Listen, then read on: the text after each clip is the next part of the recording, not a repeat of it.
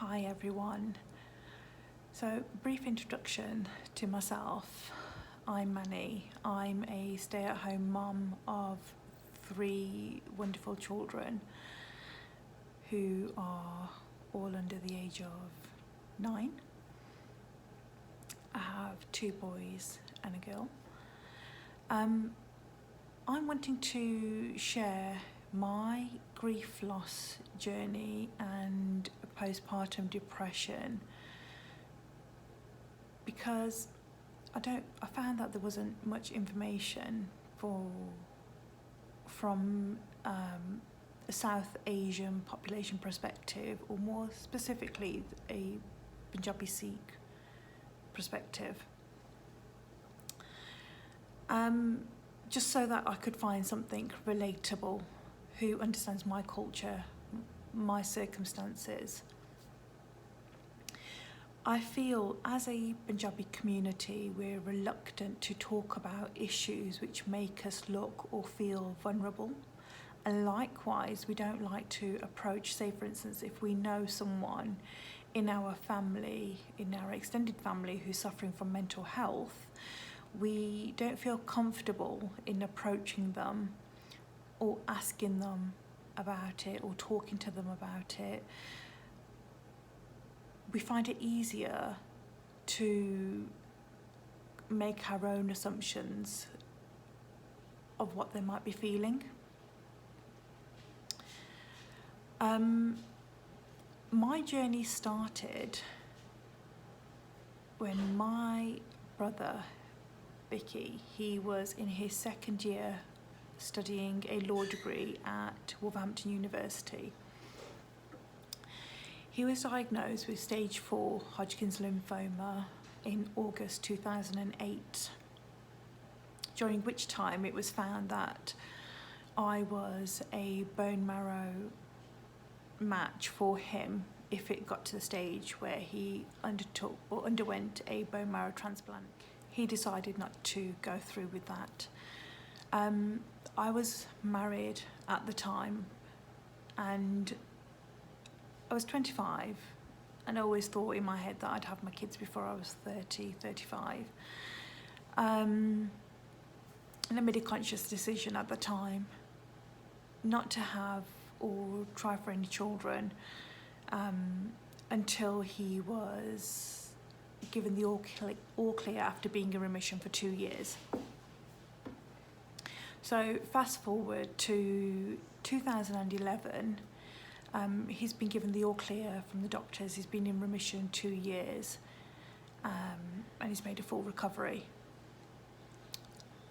I find out or discover that I'm pregnant, and then in the July 2011, he approaches me and tells me that he has found 3 lumps in his neck, his armpit and his groin. When he told me what he came to know, the first thought to go through my head was, I'm pregnant. He needs my help. He needs to have a bone marrow transplant. He needs me. But I've just found out I'm pregnant.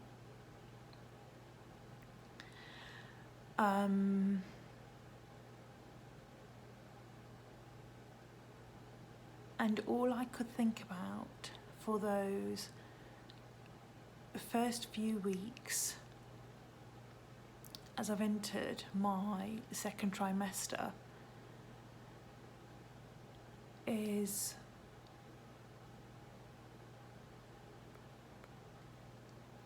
how am I going to help him? And there were so many controversial thoughts going through my head. For instance, I've told like many members of my close family, that I'm expecting. So I felt that I wanted to have an abortion to help him, so that I could be a bone marrow donor for him. And I was torn between my first pregnancy and helping my younger brother. And I just didn't know what to do. I felt so helpless. And I didn't talk to anybody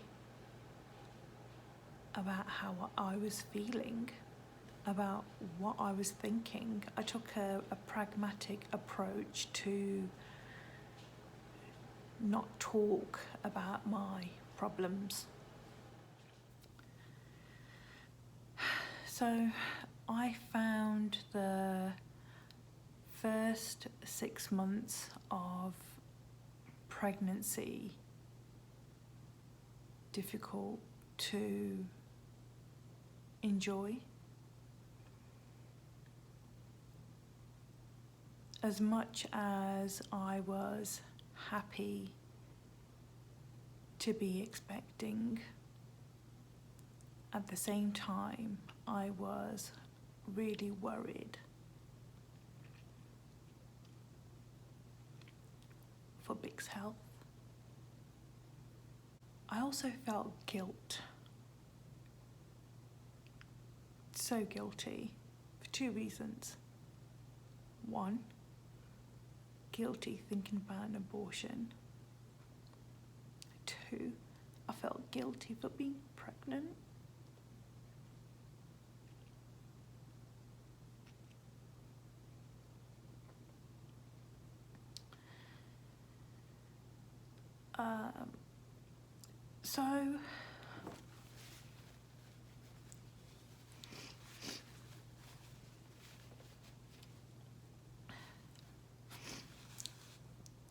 Well, towards the end of 2011, I was given some hope.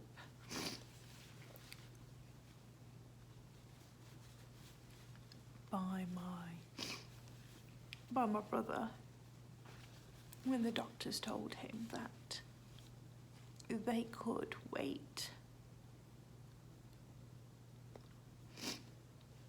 until after the baby was born, and then if he needed it, we could do a bone marrow transplant.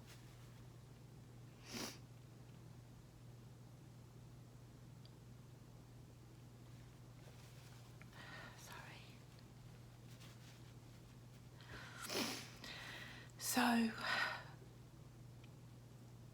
that gave me a sigh of relief. And then luckily in December 2011, they found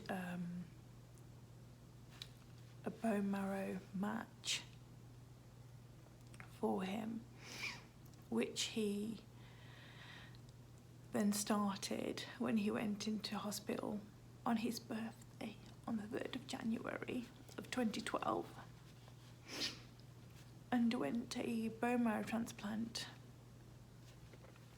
and he made a good recovery from that, despite the difficulties he faced, the side effects. And he was starting to look hopeful as well. Because prior to that, he'd always make me cry. He'd always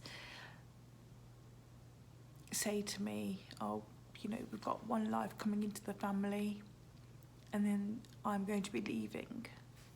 So for a life. But after his bone marrow transplant, he became more hopeful, gave me more hope, reassurance, positivity.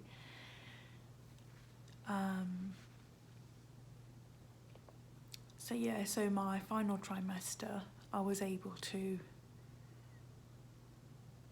enjoy somewhat, because all I kept thinking was, you know, after my pregnancy in April, I was due in March, so in April, if he needed me, I can be there for him.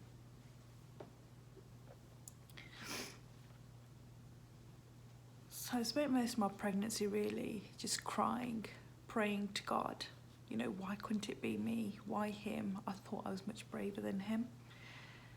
Or, you know, is the big sister act. I just wanted to protect my little brother.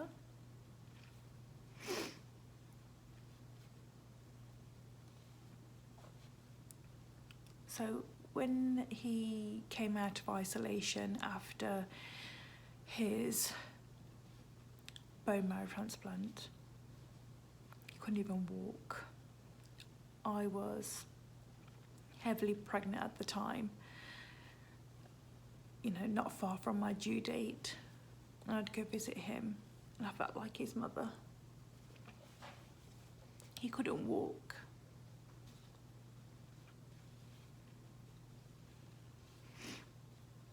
It was like teaching a kid, a baby, to take their first steps.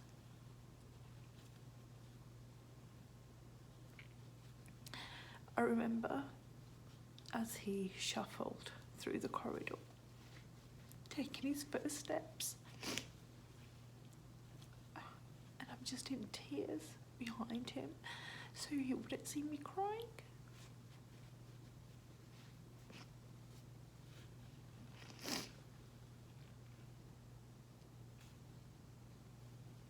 I was in so much pain for him.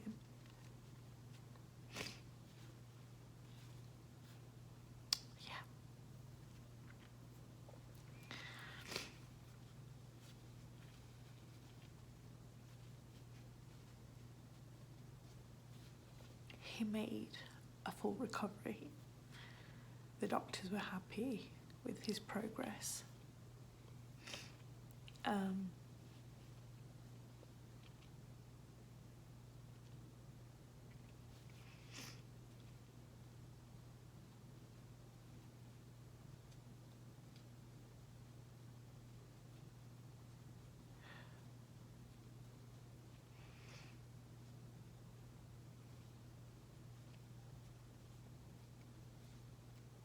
So after that,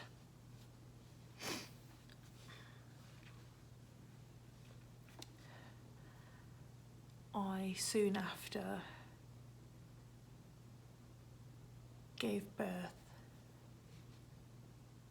to my baby boy. It was a little bit of a difficult pregnancy. It was emotional. He was a forceps delivery, even though I was prepped for a C-section just in case.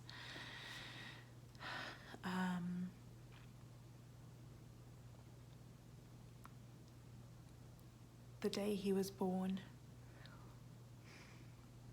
I just felt numb, didn't know what to feel,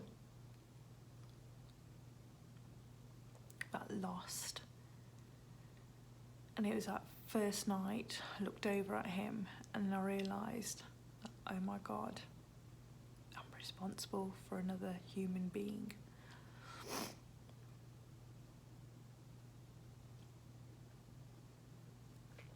Bick managed to see him twice on his first and second day of birth.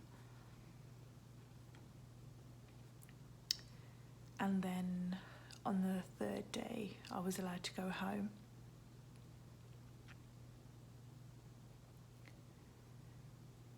Bick, unfortunately, on the evening that I came home was that same evening that he ended up back in hospital with a temperature.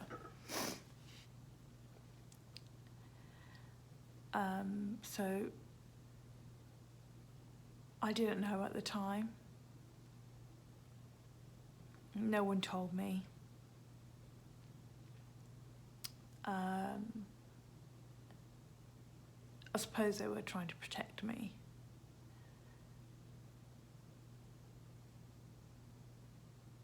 And he rang me on the Thursday whilst he was in hospital, telling me to take care of myself because I've got to be strong to look after the baby. And then after that, we didn't talk. I was busy finding my feet as a mother, shell-shocked. At that time, I was living with my in-laws, so I was lucky enough to have both my husband and my mother-in-law at home to help out with Ethan. As I ended up having some stitches, so I found it a little bit difficult, a bit uncomfortable.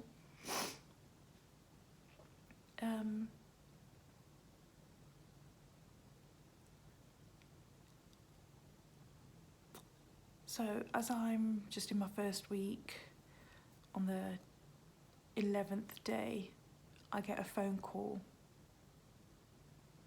It's about 8:30 in the morning. And I look over and I realise that my baby's Moses basket is not there. So I've assumed that my mother-in-law has, taken him downstairs to give me some time to rest. And I get a phone call off my dad, just saying hello and telling me that he's got something to tell me. And he's not able to tell me. So he puts the phone down and he texts me.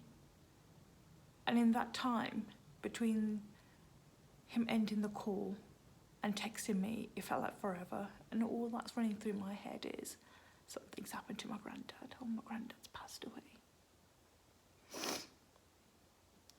And then I get the text. We've lost Bick. And it took a while to register. And my heart sank into my stomach. And it's like this darkness has just come over me. And my world has shattered.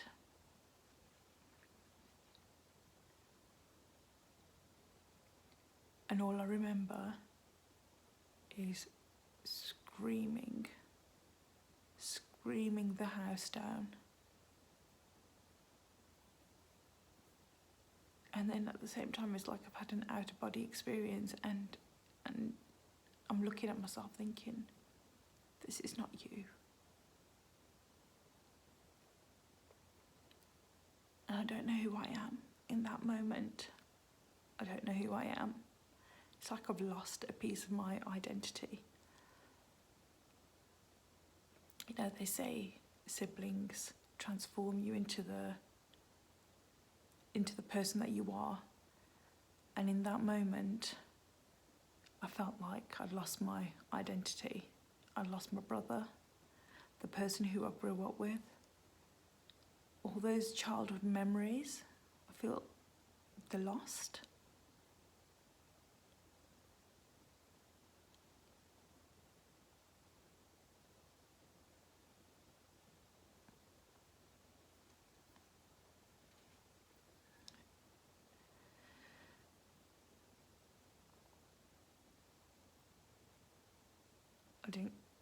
I didn't even think about my baby.